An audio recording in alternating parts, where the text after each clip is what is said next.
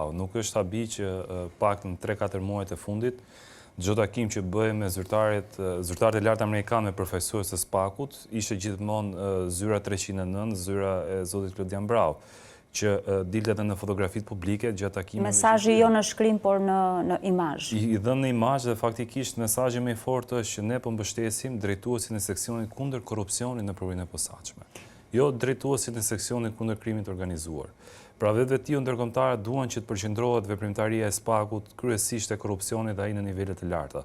Zoti Brau gjithashtu ka çështje, më themi, shumë të rëndësishme që po heton, që përbëjnë dhe ish funksionar të lartë politik të vendit. Dhe si tillë duket që edhe mesazhi ndërkombëtar që ne duam që veprimtaria e SPAK-ut të përqendrohet ke korrupsioni në nivele të larta.